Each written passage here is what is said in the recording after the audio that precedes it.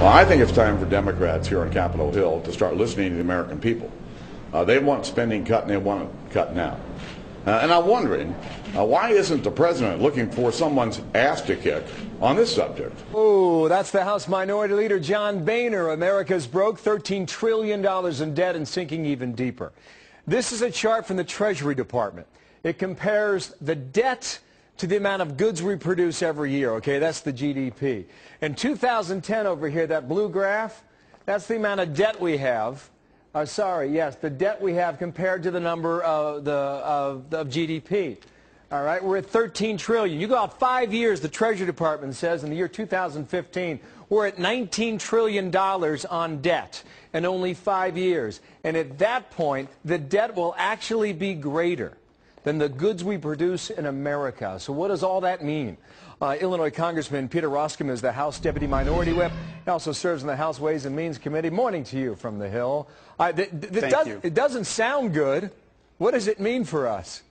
No, it's not good. I mean, this is perilous news, actually, and it's an incredible wake-up call for the United States and the leadership and the administration in Capitol Hill to figure this out. You know, essentially what they're saying is that this debt is going to mean a negative job creation. There was testimony before the President's Debt Commission that said if you, you know, to the extent that you put debt and GDP out of proportion, it has a real negative impact on job creation. The time is now for us to act. You know, the Brookings Institution did a study where they looked at 35 sovereign debt events, in other words, where sovereign nations weren't able to pay their bills.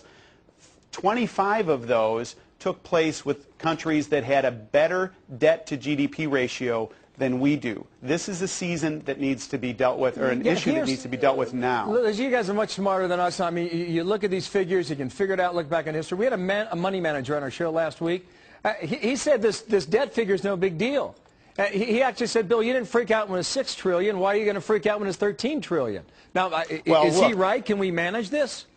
No, I mean, that argument becomes an absurdity. If there's no limit to debt, then why not just spend anything now? The American public knows intuitively that you cannot borrow and spend your way into prosperity. Republicans have been saying this for quite some time, looking at, you know, how this administration has now tripled and now knocking on the door of almost 4 times the national debt that was created, that took place under 43 American presidents from George Washington to George W. Bush.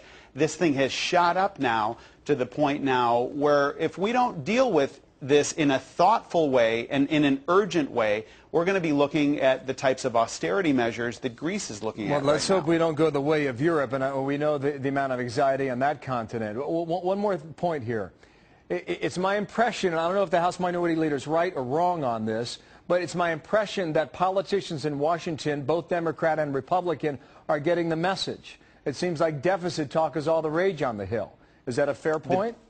That is a fair point. I did a town meeting in suburban Chicago last week and had a theme called America Speaking Out, a website that House Republicans have created. And the #1 point of conversation from citizens that stepped up to the microphone was on debt and spending. It's a real priority and a real focal point. We're going to try and look for solutions on this. We've laid out the foundation for this argument.